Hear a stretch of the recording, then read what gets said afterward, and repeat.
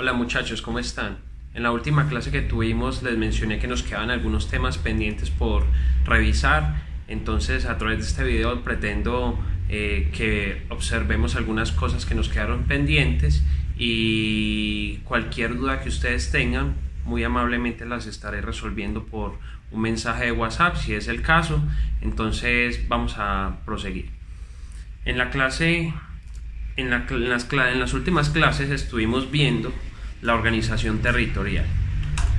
En la organización territorial, como pueden apreciar ahí en la diapositiva, tenemos que las entidades territoriales son varias, no es una sola, es el departamento, los distritos, los municipios, los territorios indígenas, que son de carácter permanente estos cuatro, y hay otros dos entes territoriales que pueden existir dependiendo de si se crean o no se crean, que serían las regiones y las provincias. Estos últimos dos se pueden crear a través de una ley. Lógicamente, para que se creen las regiones se necesita la unión de dos o más departamentos, y para la creación de las provincias se necesita la unión de dos o más municipios o territorios indígenas vecinos de un mismo departamento, ¿sí? Entonces, respecto de los departamentos y los municipios, alcanzamos a hablar en la última clase. Mencionábamos que el departamento tiene como ente administrativo a la gobernación. La gobernación es la que se encarga de administrar el departamento, y a su vez quien representa a la gobernación es el señor gobernador o la señora gobernadora. Y tenemos otra entidad dentro del ámbito departamental, que es la asamblea departamental, que la asamblea departamental se encarga de, digamos, de hacerle control a la administración que hace la gobernación.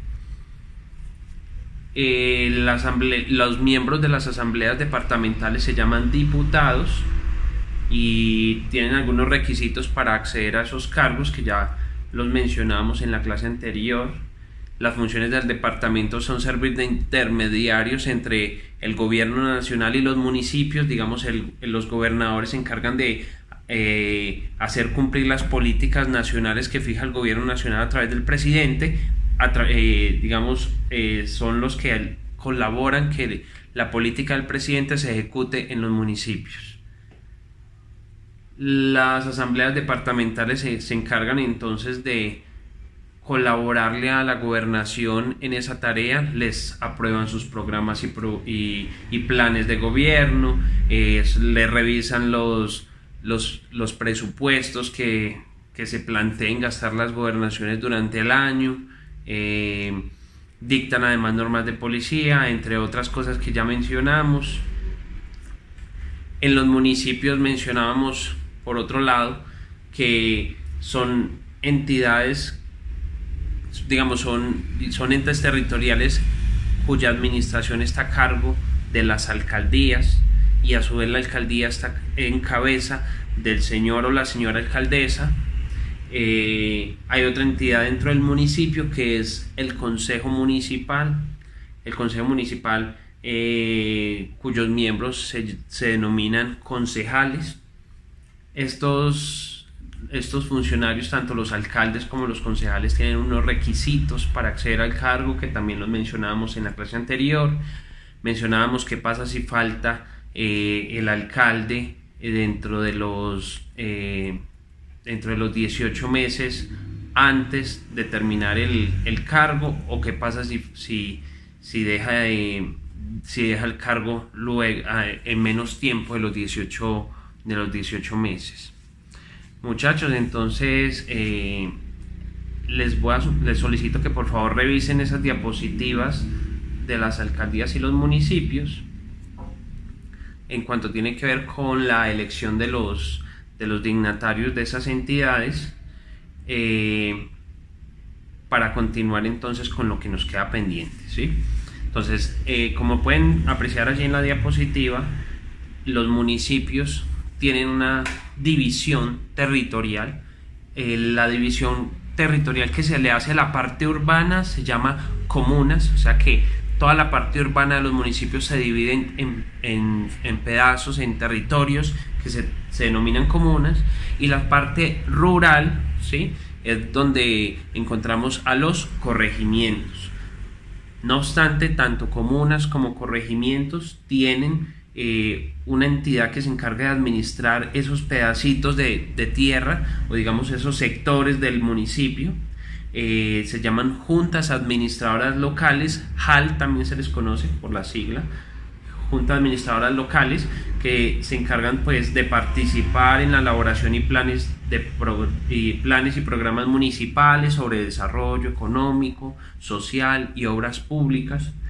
Vigilan y controlan la prestación de los servicios públicos, se encargan de verificar que los servicios públicos que presta el municipio pues se estén prestando de manera eficiente y con calidad en esas comunas o en esos corregimientos.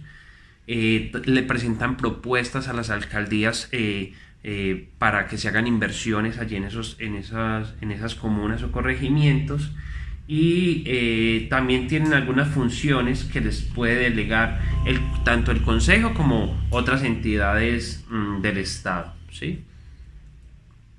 Otra figura muy importante que tiene que ver con los municipios o las entidades territoriales son las áreas metropolitanas.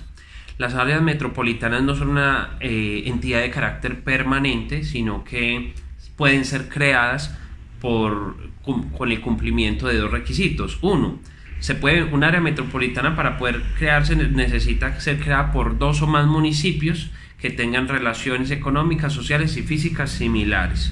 Y el segundo requisito para crear un área metropolitana es que haya una consulta popular, es decir, que se le pregunte tanto a uno de los municipios como al otro que van a formar parte del área metropolitana, si están de acuerdo con que se forme la misma, ¿sí? Entonces, lógicamente, tiene que haber una aprobación por parte del pueblo sobre si se crea o no se crea esa área metropolitana, pero una vez creada, la función que cumple esta entidad es programar y coordinar la función administrativa entre esos dos municipios, o sea, desarrollar armónicamente el desarrollo, racionalizar los servicios públicos, prestar servicios públicos, ejecutar obras de interés, es decir, prácticamente la acción administrativa entre esos dos municipios lo que trataría es de funcionar de manera más coordinada, casi como si fuesen un solo municipio. Entonces, el área metropolitana lo que hace es acercar más los municipios en temas administrativos.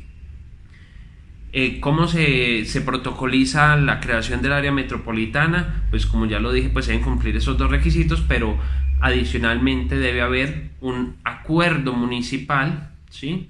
Los alcaldes y los alcaldes municipales y los consejos de los respectivos municipios deben protocolizar esa unión mediante pues un acuerdo municipal, cada municipio en el que acepta la unión de los dos municipios, y los alcaldes municipales deben dictar pues el respectivo acto administrativo en donde aceptan la creación del área metropolitana previa a la consulta popular.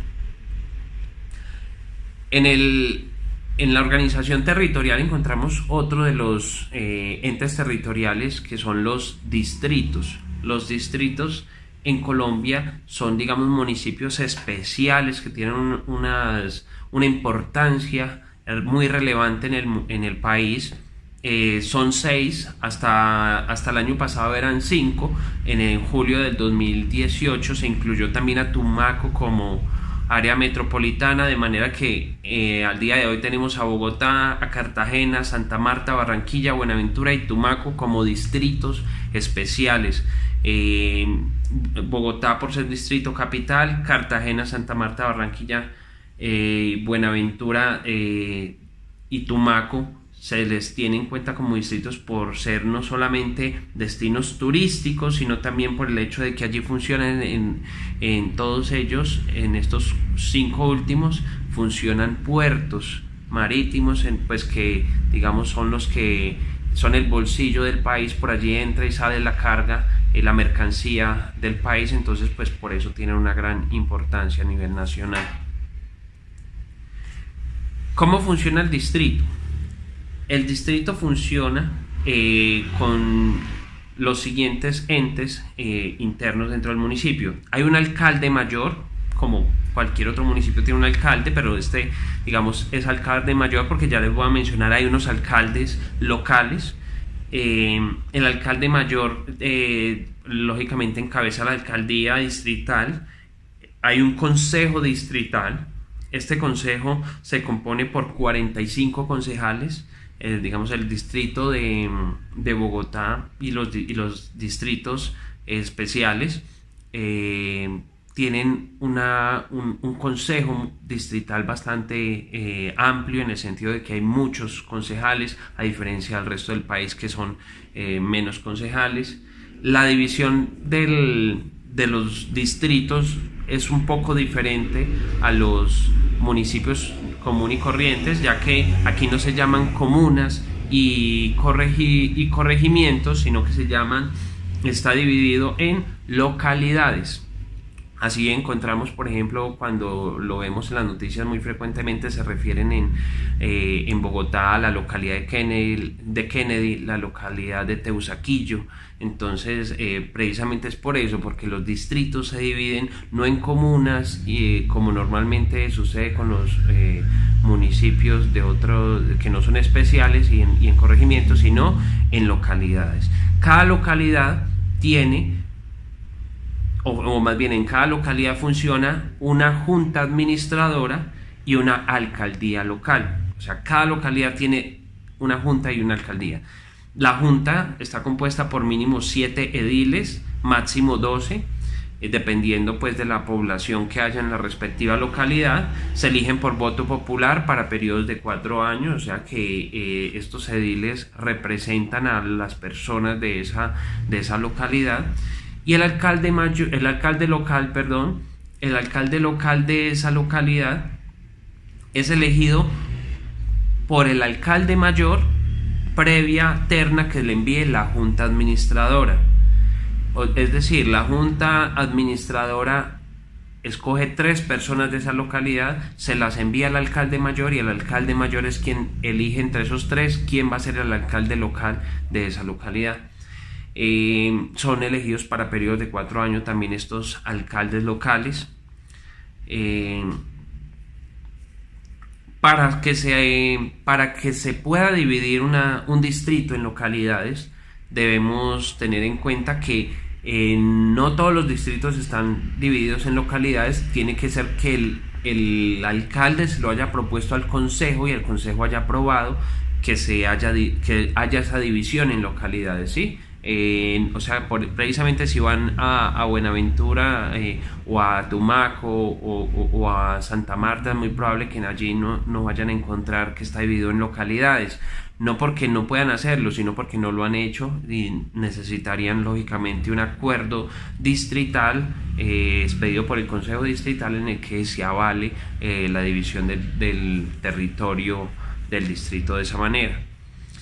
El alcalde mayor es elegido para periodos de 4 años, como todos los alcaldes del país. Es elegido por voto popular, no puede ser reelegido para el periodo siguiente, puede ser reelegido pero no en 2 periodos consecutivos, tiene que ser en otro periodo.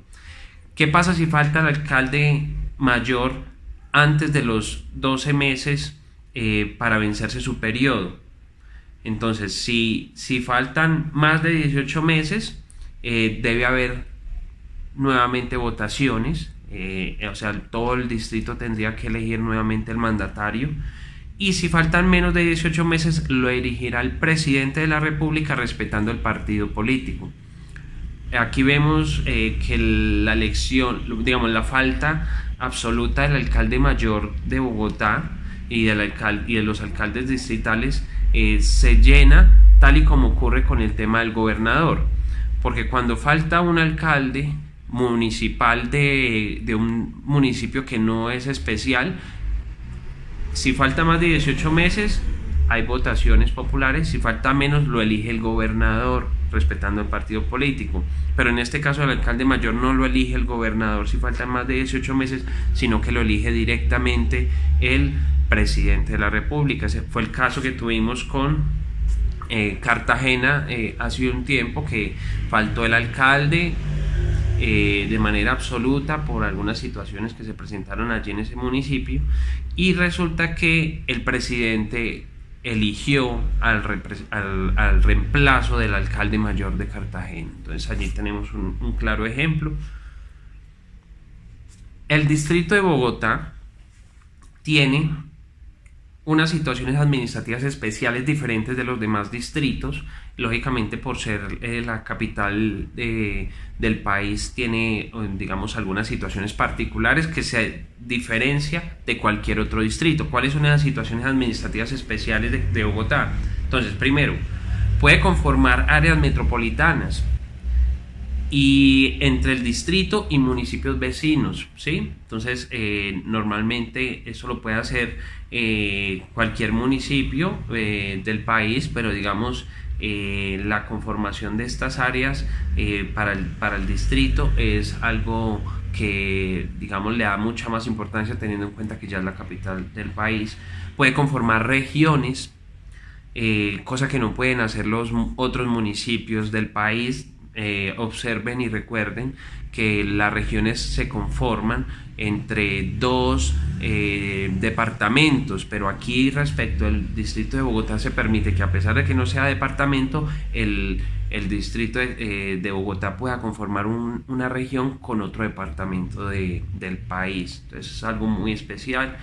¿Para qué se le permite al distrito de Bogotá conformar áreas metropolitanas y regiones? Pues la finalidad es para que ejecuten planes y programas de desarrollo, ¿sí? Para garantizar la prestación oportuna y eficiente de los servicios públicos. Solamente, digamos, esas son las dos finalidades para los cuales se le permite al distrito capital o al distrito de Bogotá conformar o áreas metropolitanas o regiones. Otra situación administrativa especial del distrito capital de Bogotá es la incorporación al distrito de cualquier otro municipio vecino que hay allí en Cundinamarca. ¿Qué quiere decir esto? A Bogotá se le permite incorporar al distrito algún municipio vecino que quiera hacer parte del distrito. ¿Qué se requiere para que alguno de esos municipios vecinos a Bogotá se le una para conformar el distrito? Se requiere un acuerdo distrital, un acuerdo, o sea, del Consejo de Bogotá, en el que pues se avale esa posibilidad, y adicionalmente se quiere votación popular, no solamente la votación de los, digamos, de las personas que residen en este momento en Bogotá, sino de las personas que residen en el municipio aledaño que quieren unirse a Bogotá. Tocaría hacer una consulta popular entonces para que ellos determinen o manifiesten si están de acuerdo con unirse o no al distrito capital. Otra situación especial respecto del distrito de Bogotá es que cuando digamos, normalmente un municipio de cualquier municipio del país, los habitantes de todos los municipios votan para gobernación y para asamblea departamental, como nosotros en Armenia, en Calarcá, en Atebaida. Todos votamos para elegir al gobernador, todos votamos para elegir a los diputados de la asamblea departamental. Respecto del distrito capital no ocurre esa situación. Las personas que viven en Bogotá no pueden votar para elegir gobernador, ni tampoco pueden votar para elegir los diputados de la asamblea departamental de Cundinamarca, ¿sí? Entonces, digamos, las personas que viven en Bogotá, las personas que están inscritas en Bogotá, solamente eligen al alcalde mayor y a los alcaldes locales, bueno, y también a los concejales, ¿no? Todas las autoridades municipales o distritales de Bogotá son elegidas por las personas que viven allí, pero ya las autoridades departamentales no son elegidas por los bogotanos, son elegidas por las personas que viven en los demás municipios de Cundinamarca. Eso es algo especial que solo se ve respecto de la capital del país. Requisitos para ser alcalde mayor y alcalde local: ser ciudadano, haber nacido o ser residente en el respectivo municipio o del área metropolitana durante un año anterior a la fecha de la inscripción o durante un periodo mínimo de 3 años consecutivos en cualquier época. Entonces aquí vemos prácticamente los mismos requisitos que veíamos para los demás alcaldes del país. Requisitos para ser edil de las juntas administradoras. Entonces ser ciudadano colombiano en ejercicio, o sea, un extranjero no podrá ser edil de estas juntas administradoras, haber residido o desempeñado alguna actividad comercial, profesional, industrial o laboral en la respectiva localidad por lo menos durante 2 años anteriores a la fecha de la elección o del nombramiento. O sea, que se requiere que esa persona que se lance o que se postule para ser edil, pues lógicamente sea de esa localidad. Para eso se requieren esos 2 años de ejercer alguna actividad en esa localidad. Y requisitos para ser concejal son un poco más laxos, de ser colombiano, ser ciudadano colombiano y ser mayor de edad. No hay mayores exigencias. Tenemos que dentro de las últimas entidades territoriales, los territorios indígenas. La entidad administrativa que gobierna o que, digamos, administra el territorio indígena se le denomina consejo. O sea que las autoridades indígenas hacen parte de una entidad que se llama consejo. Ese consejo se encarga de velar por la aplicación de las normas sobre uso del suelo o poblamiento. O sea, prácticamente los consejos indígenas se encargan de verificar que el suelo, la tierra donde ellos están asentados, pues esté protegida, no haya abuso sobre el suelo, no haya explotación ilegal. Ellos son los que se encargan de vigilar el suelo de su territorio. Promueven las inversiones públicas. Recordemos que como entidad territorial, pues ellos gozan de presupuesto.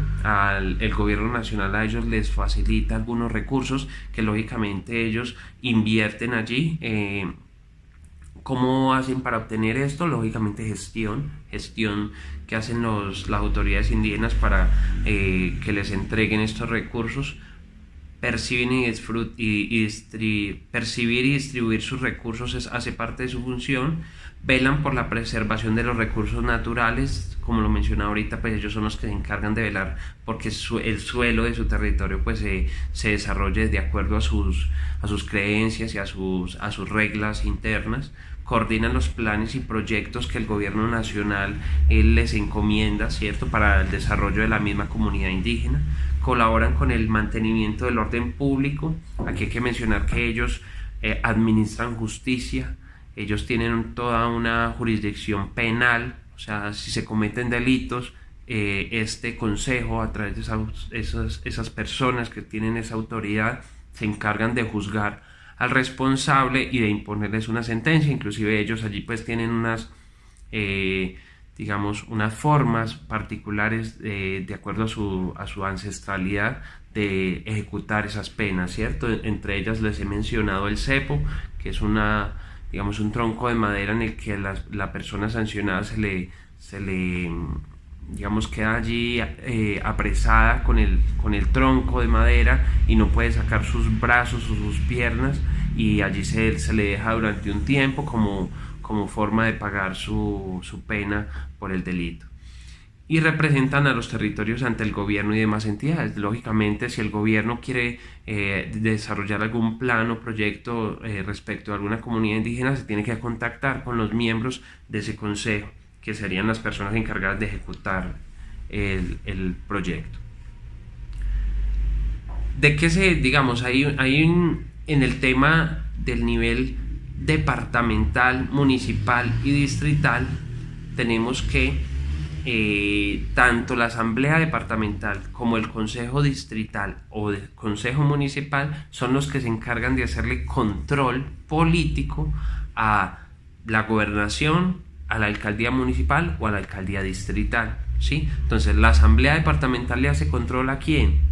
A la gobernación. El consejo municipal le hace control ¿a quién? A la alcaldía municipal. Y el consejo distrital le hace control ¿a quién? A la alcaldía distrital, ¿cierto? Entonces aquí tenemos, como lo pueden apreciar en la diapositiva, todo un cuadro que nos ilustra cómo se lleva a cabo ese control y cuál es cuál es el mecanismo o digamos la herramienta que tienen tanto las asambleas como los consejos para tomar medidas frente a una situación que ellos consideren irregular en la gobernación o en las alcaldías. Se llama moción de censura o moción de observaciones, ¿sí? Ya lo habíamos hablado un poco cuando veíamos el tema del Congreso. ¿Quién le hace control político al gobierno nacional? El Congreso de la República. A nivel departamental, la Asamblea a la Gobernación, y a nivel municipal el control se lo hace el Consejo Municipal o Distrital a la Alcaldía Municipal o Distrital, ¿cierto? Entonces ahí lo podemos apreciar. El Consejo Distrital tiene, digamos, un control más amplio porque no solamente le hace control a la Alcaldía Distrital, sino que le hace control a los secretarios de la administración, a los alcaldes locales, a los directores de departamentos administrativos distritales, a los gerentes y jefes de las entidades descentralizadas distritales, al personero municipal y al contralor distrital, personero distrital, perdón. Entonces, en el tema distrital, el control que ejerce el Consejo Distrital es mucho más amplio, abarca más funcionarios, o sea, no solamente hace a la alcaldía distrital, sino también a la personería, a la contraloría y algunas entidades lógicamente distritales. ¿Cómo se hace entonces para ejercer esa moción de censura y la moción de observaciones? Pues aquí tenemos que la asamblea, el consejo y los consejos distritales o municipales pueden citar al funcionario respectivo al que le van a hacer control con una antelación no mayor de 5 días.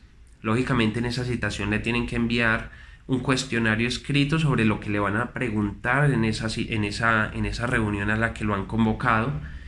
La respuesta que debe dar el funcionario, pues lógicamente no solamente es verbal allá en la reunión a la que lo han citado, sino que él debe presentar de forma escrita las respuestas frente a ese cuestionario que le haya formulado, o sea, ya sea la asamblea o el consejo. En el tema departamental, la asamblea departamental tiene la posibilidad de decretar la moción de censura. Como ya lo hablábamos, la moción de censura es que la asamblea departamental sacaría o removería al funcionario por considerar o que no cumple con las funciones que le están encomendadas ahí en la gobernación, o porque no atendió al requerimiento, o sea, no fue a la reunión o no respondió al cuestionario que le dieron. Entonces, ¿qué sucede? La asamblea removería a ese funcionario de su cargo. Ahora, en el consejo municipal no solamente se cuenta con la moción de censura, sino con la moción de observaciones. La moción de censura opera cuando se desatiende el requerimiento, es decir, cuando no se va a la reunión a la que se le citó o no se presentó la respuesta escrita frente al cuestionario que se le envió. Y la moción de censura digamos, opera cuando es sin requerimiento, o sea, no se le ha hecho requerimiento, no se le ha citado a una reunión, no se le ha enviado un cuestionario, pero el consejo municipal encuentra que el funcionario no está ejerciendo bien sus funciones. Entonces, así no lo hayan citado, así no le hayan enviado un cuestionario, pero consideran que el funcionario no está cumpliendo bien sus funciones, entonces pueden removerlo del cargo a través de la figura de la moción de observaciones. No es para removerlo del cargo, sino para hacerle un llamado de atención. Entonces, en la moción de censura sería si no atiende el requerimiento o si no presenta la respuesta escrita frente al cuestionario que se le ha enviado. Pero si no se le ha citado ni se le ha enviado cuestionario, pero el funcionario está cumpliendo de manera deficiente sus funciones, el consejo municipal lo que puede hacer es hacerle una moción de observaciones en la que no se le remueve del cargo, pero se le hace, digamos, un llamado de atención. Por último, en el tema del consejo distrital, la herramienta con la que cuenta el consejo distrital frente a los funcionarios a los cuales les hace control es primero la moción de observaciones. Quiere decir esto que lógicamente el consejo distrital le puede hacer llamados de atención a los funcionarios a los cuales les hace control por no estar cumpliendo bien sus funciones. Pero aquí, digamos, el legislador y la Constitución y el constituyente le limitaron la herramienta al Consejo Distrital en el sentido de que en los distritos no se puede aplicar moción de censura, solamente hay moción de observaciones. Ya si el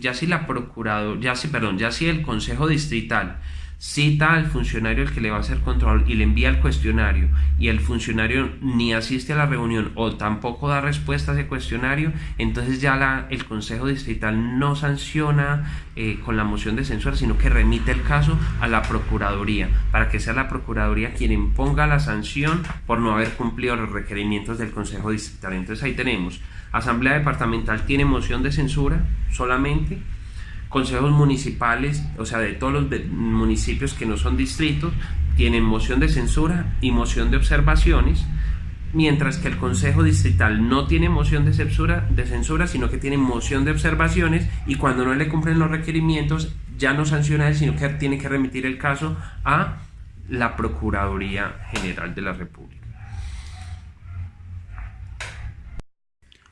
Otro de los temas regulado por nuestra Constitución Política es el régimen económico y de hacienda pública del Estado colombiano.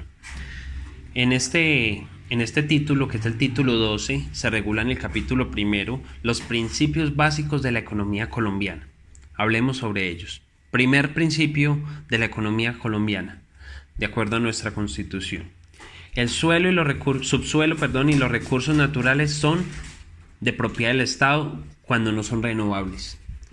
Segundo, la Dirección General de la Economía está a cargo del Estado. O sea, el Estado es el que determina hacia qué sector de la economía se va a enfocar los dineros públicos, la ayuda pública, cuál va a ser la fortaleza de la economía colombiana en determinado momento de nuestra historia. Lo determina el Estado, lógicamente por las personas que se desempeñan como dirigentes del Estado, pues principalmente, lógicamente, el presidente de la República.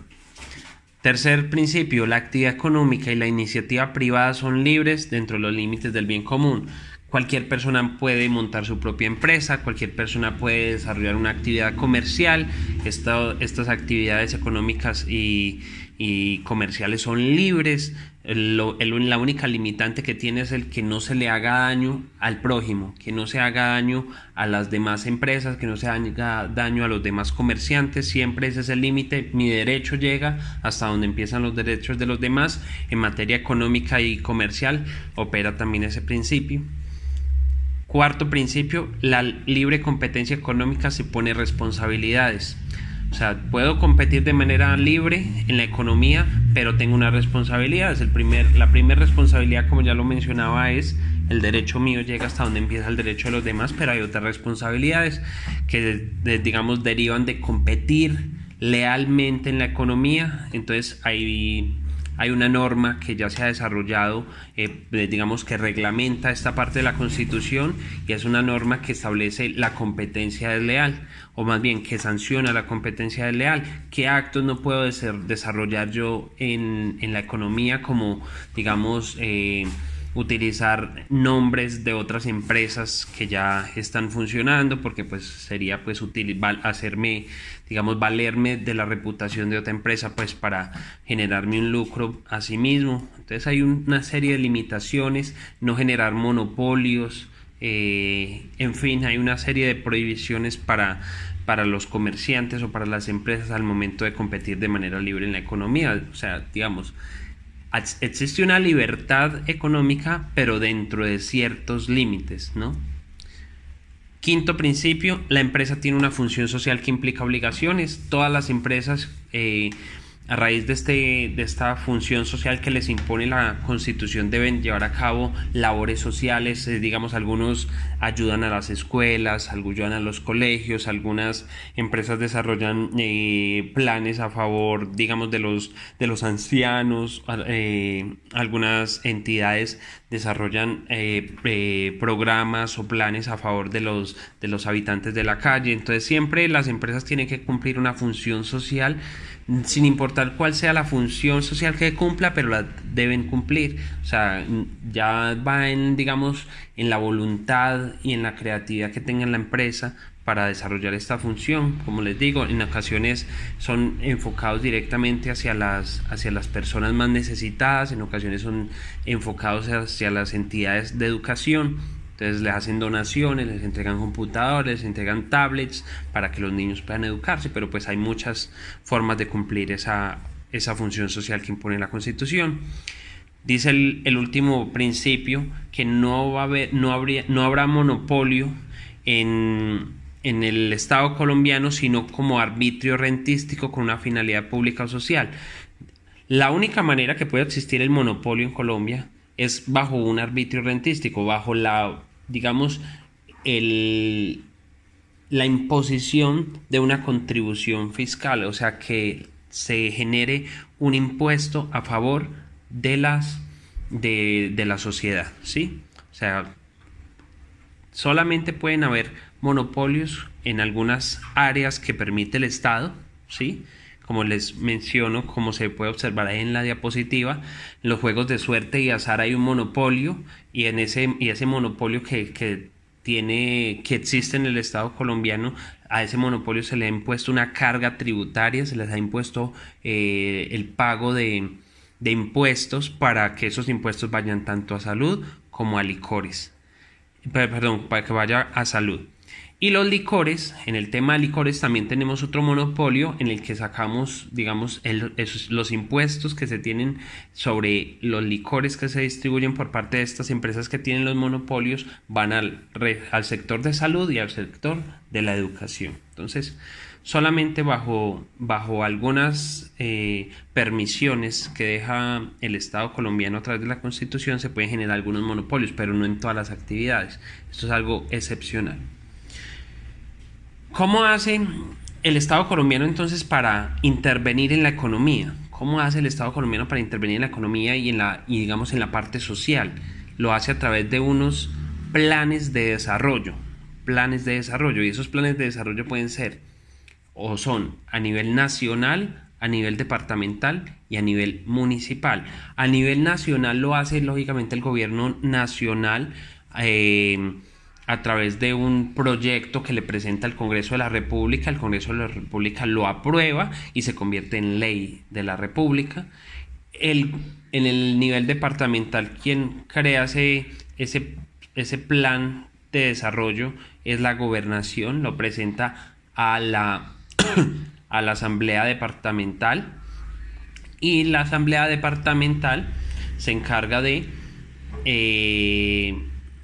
aprobar ese proyecto de plan de desarrollo y se convierte posteriormente en una ordenanza. Finalmente, en el nivel municipal, quien se encarga de elaborar el plan de desarrollo es la alcaldía o el alcalde, lo presenta al Consejo Municipal de Planeación y lo aprueba a través de un acuerdo. ¿Qué contiene un plan de desarrollo? Digamos, son propósitos, son metas, son una planificación que se hace para llegar a unas metas. Todos los planes de desarrollo, tanto el nacional, el departamental como el municipal, traen una parte estratégica en la que se dice cómo qué estrategias se van a implementar para llegar a unas metas de desarrollo, ¿sí? Hay un plan de inversiones a mediano plazo, ¿sí? Todos lo tienen, pero cuando hablamos del plan de desarrollo nacional, este es el único que tiene objetivos a largo plazo. Y a corto plazo, los únicos que lo tienen son el departamental y el municipal. Lógicamente el nacional solamente el nacional tiene objetivos a largo plazo, pues precisamente por la importancia del gobierno nacional y porque las políticas que se planean de orden nacional lo que pretenden es tener un impacto a más largo plazo que los gobiernos locales. Los gobiernos locales, que son los municipales y los departamentales, tratan de tener un impacto más inmediato. Entonces, por eso solamente el departamental y el municipal tienen objetivos y metas a corto plazo. Otro aspecto que regula, digamos, este título del régimen económico y de Hacienda título 12, en su capítulo tercero, es las reglas sobre el presupuesto de la nación. ¿Cómo son todos escuchamos en ocasiones y ahorita cada que empieza un gobierno se habla del presupuesto, ¿cierto? ¿Qué es el presupuesto? Entonces, es digamos un documento en el que se proyecta cuánto es la plata o el dinero con el que va a arrancar el gobierno, ¿sí? Y adicionalmente dice, entonces ese presupuesto de rentas ese presupuesto, tiene unas rentas que son lo que el gobierno va a recaudar a través de los impuestos, ¿sí? Las rentas es el impuesto que recauda, y además tiene otra sección que se llama el presupuesto de gastos. El presupuesto está compuesto por el presupuesto de rentas, que es digamos, lo que recauda por medio del impuesto, entonces eso es plata que le entra o dinero que le entra al Estado, y el presupuesto de gastos, que es el dinero que se va a gastar el gobierno durante un año, que es la vigencia, que normalmente el presupuesto se hace para un año. Entonces, en un año cuánto le va a entrar y en un año cuánto se va a gastar. Muy bien, entonces, entonces en ese documento se dice, es prácticamente un documento contable, ¿cierto? De ingresos y egresos, ¿sí?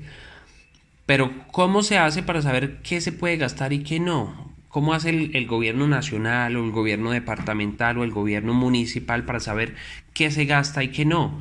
El gobierno en los 3 niveles tiene que presentarlo al respectivo órgano legislativo. Entonces, el gobierno nacional tiene que presentar ese proyecto de presupuesto al Congreso, el gobierno departamental tiene que presentar ese proyecto de presupuesto a las asambleas departamentales, y el alcaldía, el gobierno local, tiene que presentar su presupuesto a los consejos municipales. Ellos son los que aprueban el gasto que va a haber durante el año fiscal. Entonces, al iniciar el año, en enero, antes de terminar el año, cada gobierno nacional, departamental y municipal presenta su proyecto de presupuesto al Congreso, a la Asamblea y al Consejo respectivamente, para que ellos le aprueben lo que se van a gastar el próximo año, ¿sí? Entonces ya cuando inicia el próximo año, o sea en enero, entonces ya se sabe cuánto dinero se va a arrancar y cuánto es el dinero que se va a gastar durante todo el año, ¿sí? O sea que eso se tiene que hacer de manera previa. Los gastos se planifican antes de, ¿sí? No se planifican a medida que se va avanzando durante el año, sino que ya en enero debo saber qué me voy a gastar el próximo año o durante el año. Otra regla de presupuesto es que hay un contador general de la República que lleva la contabilidad de la nación y la consolida. Esta entidad está en Bogotá. Desde allí este ente se encarga de vigilar que todos los municipios estén recaudando el impuesto, cuánto están recaudando y cuánto se está gastando la entidad pública, ¿cierto? Es un control como para saber qué es lo que está pasando con el dinero de los colombianos. Hay una prohibición que establece también este capítulo finalmente, y es que ninguna de las ramas u órganos del poder público puede decretar auxilios o donaciones en favor de personas naturales o jurídicas de derecho privado. O sea, yo no puedo como entidad pública hacerle un regalito de dinero, hacerle una donación o darle un auxilio a ninguna persona natural o jurídica privada. Yo le podría ayudar como entidad pública a otra entidad pública, porque el Estado se está ayudando a sí mismo, ¿cierto? 2 entidades públicas, pero una entidad pública no puede donar ni puede regalar dineros a una persona natural o una persona jurídica privada, ¿sí? Porque ya pues sería un detrimento patrimonial, o sea, habría allí, se configuraría hasta un delito, una falta disciplinaria. Muy bien. El capítulo 4 de este título regula otro tema que se llama el Sistema General de Regalías. ¿Qué es una regalía? Empecemos por allí. Una regalía es una contraprestación económica a favor del Estado por la explotación de un recurso natural no renovable. O sea, cuando el gobierno o digamos el Estado colombiano permite que una empresa explote los recursos naturales no renovables, ¿sí? Como el petróleo, por ejemplo, por permitirle a una empresa explotar o extraer ese recurso natural, a cambio de eso le tiene que dar una plática al Estado, ¿sí? Esa plática que recibe el Estado como contraprestación por la explotación de ese recurso natural es lo que se llama regalía. Ahora, ¿para qué sirven esas regalías? Y bueno, y aquí es donde lo hemos escuchado mucho en televisión. Esas regalías sirven, de acuerdo con el artículo 361, para financiar proyectos de desarrollo social, económico y ambiental de las entidades territoriales. ¿Cuáles son las entidades territoriales? Entonces ahí tenemos los departamentos, los municipios, los territorios indígenas, los distritos, ¿cierto? Que son los permanentes. Entonces, básicamente, lo que esa plática que el Estado recibe por la explotación de recursos naturales se la debería pasar a los departamentos, a los municipios, a los territorios indígenas y a los distritos para generar programas o planes de desarrollo económico, social y ambiental, ¿cierto? También pueden hacerse con este dinero inversiones físicas en educación, o sea, construir escuelas, construir instituciones científicas, tecnológicas o de innovación. O sea, se pueden construir edificaciones con ese dinero. También se puede generar, pues si no se van a hacer estas inversiones para ahorro público, ¿qué quiere decir eso? Que el Estado puede coger esa plática y simplemente la guarda y constituye un ahorro para el Estado. O también puede utilizarse esa plática para crear entes de, digamos, de control sobre esa explotación, la fiscalización de la explotación. ¿Qué quiere decir esto? Pues normalmente se escucha decir que hay empresas que están extrayendo petróleo, hay empresas que están extrayendo minerales, ¿cierto? Las empresas de minería. Entonces, ¿cómo sabemos que ellos están cumpliendo con estas normas que disponen que los recursos naturales se deben explotar de una manera sostenible, o sea, renovable, tratando de generar el menor impacto en el medio ambiente? ¿Cómo se logra investigar si efectivamente se están cumpliendo esas normas de protección del medio ambiente? Entonces, se logran a través de la creación de esas entidades que se encargan de fiscalizar la explotación. Entonces, esa plática que pagan las empresas por dejarlos explotar, pues son utilizadas finalmente para hacerles el mismo control a ellos, ¿sí? También puede ser utilizada para cartografiar geológicamente el subsuelo. Muy poco sabemos de qué hay debajo de nuestros pies. Aparentemente uno ve que hay tierra, pero de ahí para abajo hay muchísimas cosas. Puede haber petróleo, pueden haber minerales, pueden haber otras cosas. Entonces también se puede utilizar ese dinero para cartografiar geológicamente el suelo y saber qué hay debajo de nuestros pies.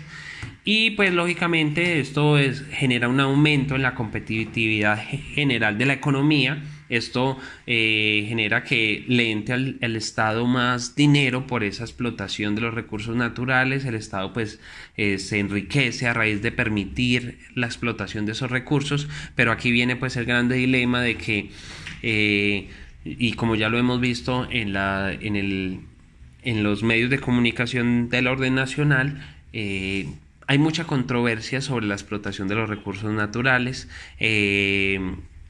A nivel mundial el tema de la megaminería ha generado mucho impacto negativo en el medio ambiente, muchas poblaciones. Aquí lo tuvimos en el departamento del Quindío, Salento, Córdoba, hicieron consultas populares para rechazar esa explotación de los recursos naturales, porque aparentemente se generan daños irreversibles en el medio ambiente.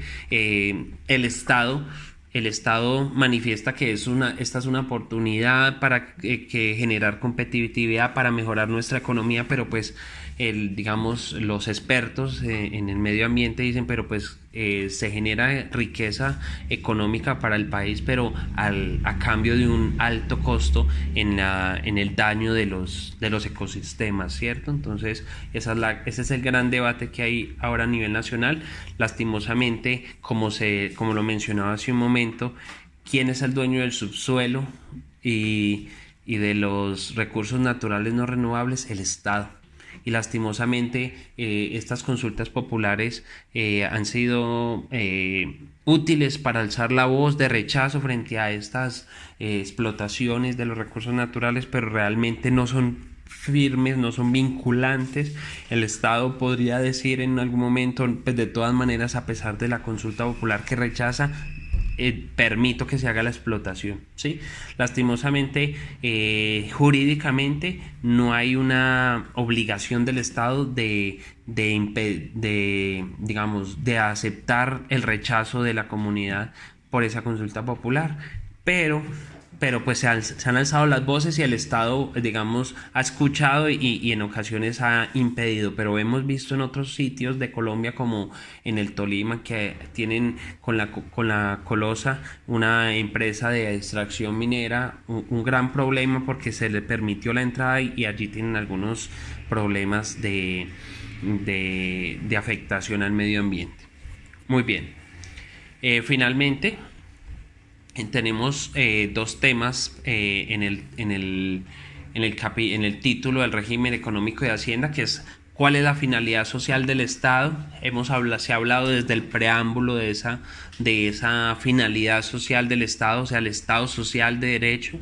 Entonces, esa cláusula de social del Estado que implica, artículos 365 a 370 nos menciona con exactitud qué implica que el Estado sea social. ¿Qué es un Estado social? ¿O cuáles son los deberes que se le imponen a un Estado para que sea social? Entonces, los deberes son, como lo vemos aquí en la diapositiva. Primero, el Estado debe prestar los servicios públicos o debe asegurar la prestación de esos servicios públicos. ¿Cuáles son los servicios públicos básicos? Agua, energía, acueducto y alcantarillado, ¿sí? Entonces, ahí tenemos cómo el Estado está obligado a que haya un mínimo de servicios públicos en nuestros hogares, ¿sí? Entonces eso hace parte de la labor social que cumple el Estado. El bienestar y el mejoramiento de la calidad de vida de la población, como el bienestar, ya lo sabemos, la salud es uno de esos primordiales bienestares que necesitamos para mejorar la calidad de vida. También implica pues el mejoramiento de la calidad de vida, construir obras de infraestructura, o sea, puentes, viaductos, túneles, carreteras, todo esto que genera mayor calidad de vida, mantener lógicamente la infraestructura vial en buen estado, el orden público, la seguridad, ¿sí? Otro de los deberes del Estado para ser social es satisfacer las necesidades en salud, educación, saneamiento ambiental y agua potable. Como ya lo decía, el tema de la salud es esencial para la calidad de vida de los habitantes. La educación vital, recordemos que cuando estuvimos en la época de la conquista, los españoles, cuando estuvimos bajo el dominio de los españoles, a nosotros se nos prohibía educarnos, a los nativos de esas tierras se nos prohibió el acceso a la educación, y digamos, hoy en día que todos podamos acceder a ella es uno de los triunfos grandes para nuestra sociedad. Y por último, cuando el Estado no puede prestar directamente sus servicios públicos, sabemos que puede entregarle o encomendarle la prestación de ese servicio público a entidades privadas, como tenemos aquí en Armenia la EDEC, ¿sí? La EDEC, que es una empresa privada, se encarga de prestar el servicio de energía, pero realmente la presta porque el Estado le encomendó que lo hiciera, ¿sí?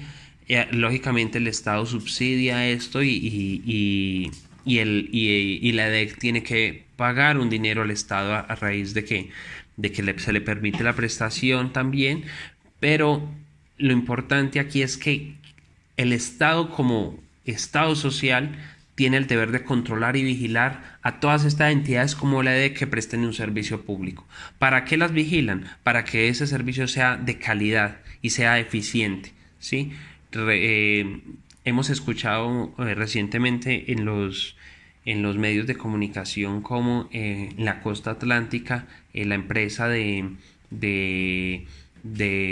energía de esta parte del país, Electricaribe, ha presentado bastantes inconvenientes y el Estado ha tratado de intervenir. Inclusive recientemente se escuchó que no se iba a seguir prestando el servicio a través de esta empresa particular. Vamos a ver qué sucede finalmente con ella, pero vean ustedes que el Estado, si se está prestando mal el servicio aún por parte de ese particular, puede retomar nuevamente la prestación de servicio o entregárselo a otro particular diferente para que la prestación del servicio sea eficiente y de calidad.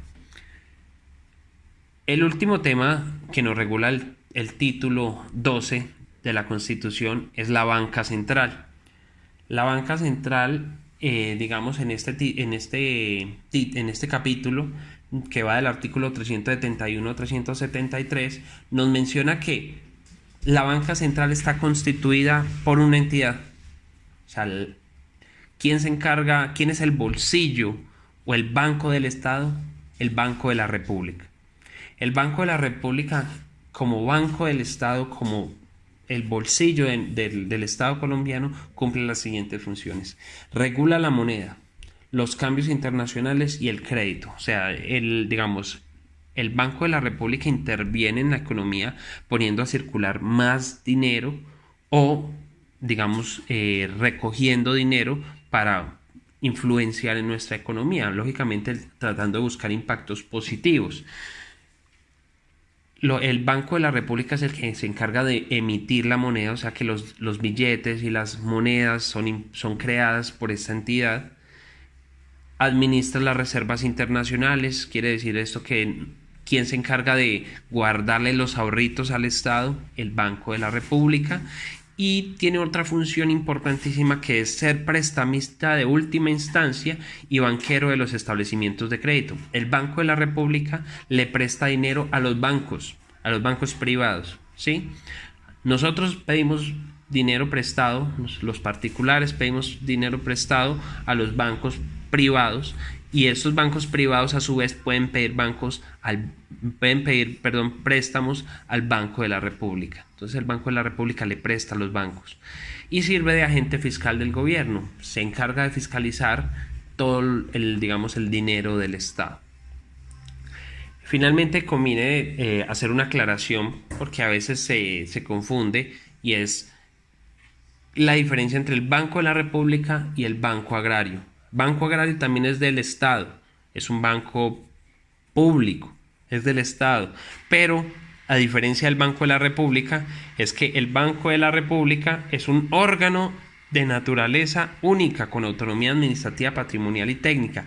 Es un órgano del Estado, pero es un órgano del Estado que es todo del Estado, no tiene participación privada. Todo el único socio del Banco de la República es el Estado, no hay más socios, solamente el Estado.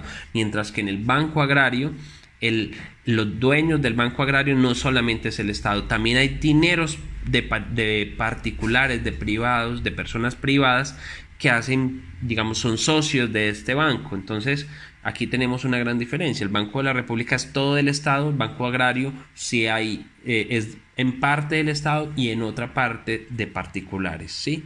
El Banco de la República, como ya lo mencionamos, se encarga de regular la moneda, de servir de banco del Estado, de prestamista para los bancos, los otros bancos privados, mientras que el Banco Agrario, por tener dineros privados, es una sociedad de economía mixta que se le aplica al régimen de empresa industrial y comercial del Estado, y se encarga de financiar, o sea, de hacerle préstamos, de darle financiamiento a las empresas o particulares que se dediquen al sector rural, o sea, a la agricultura, al sector pesquero, al sector pecuario, al sector forestal y agroindustrial. Se encarga principalmente de ayudarle a la gente del campo, a la gente que se encarga de cultivar la tierra, de criar porcino, de criar vacas, de criar pescado. Entonces, este banco agrario se encarga, pues como ya su nombre lo indica, además del agro, o sea, de allí del sector rural. Entonces, esa es una gran diferencia, y veamos abajo en la parte inferior de la diapositiva tenemos dos logos totalmente diferentes. El Banco de la República con una figura femenina y una cinta en su cabeza que dice libertad, mientras que el Banco de Agrario de Colombia tiene un logo más diferente, y en el que se puede apreciar como una vegetación y un sol en la parte de arriba. Entonces, finalmente con eso terminamos el régimen económico y de hacienda pública. Finalmente llegamos al al último título de la Constitución del 91, que es el título 13, artículos 374 a 380. En este título, que se llama Reforma de la Constitución, encontramos las maneras como la misma Constitución nos dice que podemos reformarla. Son 3 maneras a través de las cuales se puede reformar la Constitución. La primera forma es aquella en la que puede hacerla el Congreso de la República a través de un acto legislativo. Segunda forma, en la cual quien hace la reforma es una Asamblea Nacional Constituyente, se llama acto constituyente, la reforma. Y la tercera forma en la que puede reformarse la Constitución es aquella en la que puede hacerla el pueblo mediante un acto que se llama referéndum. Entonces allí tenemos 3 formas, o más bien 3 titulares que pueden reformar la Constitución. La puede reformar el Congreso, la puede reformar una Asamblea Nacional Constituyente y la puede reformar el pueblo. El Congreso lo hace a través de un acto legislativo, la Asamblea Constituyente a través de un acto constituyente y el pueblo lo hace a través de un referéndum. Veamos la primera opción. El Congreso a través del acto legislativo lo hace a través de un acto legislativo cuya iniciativa la tienen las siguientes entidades. Entonces, ¿quién puede presentar ese proyecto de acto legislativo? Lo puede presentar el gobierno, lo pueden presentar 10 miembros del Congreso, 20% de los concejales o diputados del país, 5% o más de los ciudadanos, el Consejo de Estado o el Consejo Nacional Electoral. Entonces tenemos un total de 6 entidades que pueden presentar proyectos de acto legislativo para que el Congreso le dé trámite. ¿Cuál es ese trámite? Entonces, un proyecto de acto legislativo tiene que ser discutido en 2 periodos ordinarios y consecutivos. Quiere decir esto que el Congreso le tiene que dar en el primer periodo debate, el debate que normalmente se da, que ya vamos a mencionarlo, y en el segundo periodo ordinario, que tiene que ser consecutivo, vuelve y le da los debates. Entonces quiere decir esto que se discute en 2 ocasiones, en 2 periodos, ¿sí? ¿Qué se requiere? Que haya aprobación de la mayoría de los asistentes de una y otra cámara en el primer periodo y que haya aprobación de la mayoría de los miembros de una y otra cámara en el segundo periodo. Recordemos, lo habíamos visto en clase, cuando hablamos de la mayoría de los asistentes, es que la mayoría de los que están ahí presentes en la votación, no importa si no van la totalidad, solamente se requiere el quórum decisorio y se somete a debate, no importa que estén todos presentes, solamente se requiere el quórum decisorio y será aprobado por la mayoría de los que estén allí presentes. Mientras que ya en el segundo periodo no se requiere la mayoría de los asistentes, sino la mayoría de los miembros de una y otra cámara. O sea que allí sí tiene que haber la mayoría de la totalidad de los que componen la cámara, de cada una de las cámaras. Y como quiere decir que se debaten en 2 periodos consecutivos, quiere decir que hay un total de 8 debates. Recordemos que en un primer periodo debe haber debate. Normalmente el debate de una ley es en comisión de una cámara y en plenaria de la cámara, pasa a la cámara siguiente, entonces dan comisión de esa cámara y en plenaria de esa cámara para un total de 4 debates. Entonces, eso sería en un primer periodo. En el segundo periodo tiene que volver a ocurrir lo mismo. Quiere decir esto que se deben dar 8 debates respecto del acto legislativo. Muy bien. Ahora veamos cómo se hace o cómo se constituye una Asamblea Nacional Constituyente. ¿Quién hace la convocatoria? ¿O cómo se hace la convocatoria? A través de una ley. Entonces, para poder que haya una Asamblea Nacional Constituyente, debe haber una convocatoria a través de una ley cuya iniciativa la tiene única y exclusivamente el Congreso de la República. ¿Quién puede llamar a que se haga una Asamblea Nacional Constituyente en Colombia? Solamente el Congreso de la República, a través de una ley. Entonces, esa ley lo que hace es convocar a una Asamblea Nacional Constituyente. Esa ley debe ser revisada por la Corte Constitucional de manera inmediata, y la Corte Constitucional solamente lo que puede revisar respecto a esa ley no es su contenido, sino el procedimiento para la expedición de la ley. Entonces lo que revisa la Corte Constitucional respecto de esta ley solamente es si fue expedida cumpliendo todas las etapas y los procedimientos que se deben cumplir para emitir una ley, pero el contenido de la ley no la revisa. ¿Cuál es ese contenido de la ley? Entonces el contenido de la ley es qué es lo que se va a reformar, qué es lo que va a reformar la Asamblea, ¿no? Durante qué periodo o cuánto tiempo va a funcionar esa Asamblea Nacional Constituyente y quiénes van a conformar esa Asamblea Nacional Constituyente, cómo se va a conformar, cuántos van a ser los miembros, qué calidades van a tener. Finalmente, luego de que la Corte Constitucional la revise y se convierta en ley, viene una votación del pueblo. Entonces, hay toda una elección como si fuésemos a elegir un presidente de la República, pero entonces en este caso no vamos a votar por personas, sino que lo que vamos a votar es si queremos que haya Asamblea Nacional Constituyente o que no haya Asamblea Nacional Constituyente. Entonces esto es de sí o no, ¿sí? Muy bien. Para que haya aprobación, o sea, para que haya efectivamente Asamblea Nacional Constituyente, la tercera parte de los colombianos que están habilitados para votar deben decir sí.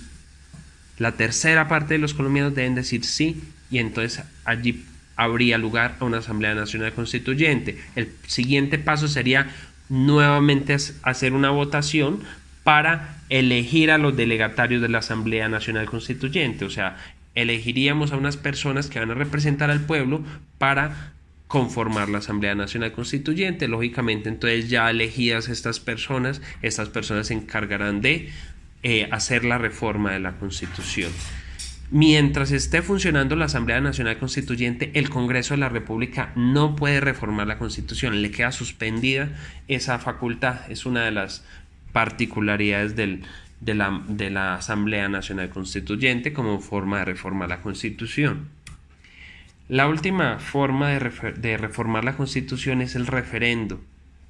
Este referendo se convoca o se inicia a través de un proyecto de ley que quien tiene la iniciativa para formular es el gobierno o el 5% más de los ciudadanos. Solamente estas dos, el gobierno o los ciudadanos tienen la facultad para convocar a un referendo reformatorio de la Constitución. Entonces, el gobierno presenta ese proyecto de ley o el 5% más de los ciudadanos presentan ese proyecto de ley al Congreso de la República.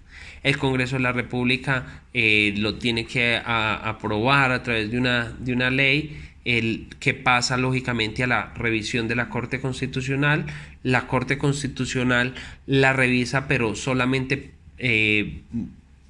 tratando de encontrar algún vicio de procedimiento, o sea, si se cumplieron todas las etapas o reglas en la creación de esa ley que convoca referendo. El contenido no lo revisa. Si encuentra que está bien expedida esa ley que convoca referendo, entonces pasa al trámite, sigue la próxima etapa, que es la aprobación del pueblo. Pero mencionemos cómo es el debate en el Congreso, que de pronto faltó allí previamente. Y el trámite en el Congreso es que debe haber aprobación de la mayoría de los miembros de una y otra cámara en 2 periodos.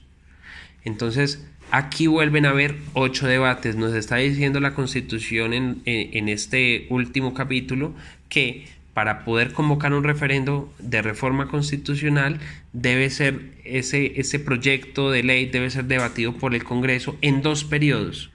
O sea, 4 debates en un periodo, 4 debates en otro. Aprobación de mayoría de los miembros de una y otra cámara. Entonces aquí ya no hablamos de asistentes a las reuniones, sino que tienen que ser la mayoría de todos los miembros, tanto de Senado como de Cámara de Representantes, que deben dar el sí a favor de ese proyecto de referendo. Finalmente, entonces, como lo mencionaba hace un momento, después de la revisión de la Corte, se somete igualmente a votación del pueblo si aprueban o no aprueban el referendo. En este referendo la respuesta es de sí o no, y adicionalmente lo que se somete a votación en el referendo es el texto de la reforma. Aquí no es como en la Asamblea Nacional Constituyente que se van a elegir unas personas para que creen el texto que va a reformar la Constitución, sino que aquí ya, cuando se somete a votación del pueblo, ya se somete el pedazo, digamos, el texto que va a reemplazar el pedacito de la Constitución, o que se le va a meter a la Constitución. Entonces, cuando se somete a votaciones en el referendo, los ciudadanos van a las urnas y van a leer un texto que es el que se va a introducir en la Constitución. Entonces, la pregunta abajo es si usted está de acuerdo, sí o no, con que ese texto reemplace el pedacito de la Constitución que se pretende reformar. Para la aprobación se requiere el voto afirmativo de la mitad más uno de los sufragantes, y que el número de los sufragantes exceda de la cuarta parte del censo electoral. Me explico. Para poder que sea válida la votación del referendo de reforma a la Constitución, debe votar al menos la cuarta parte de los colombianos habilitados para votar. Entonces, esa es el primer requisito que se debe superar, o el umbral que se debe superar, para saber si el referendo funcionó o no funcionó. Que voten la cuarta parte de los colombianos que pueden votar. Si votan menos, entonces se cayó el referendo.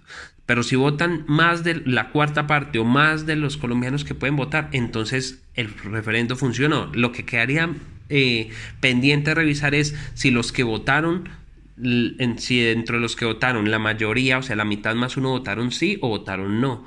Si votaron sí, entonces se reforma la Constitución y ese pedacito que se sometió a votación entra a ser parte de la Constitución. Si se vota no, pues entonces no hubo reforma a la Constitución.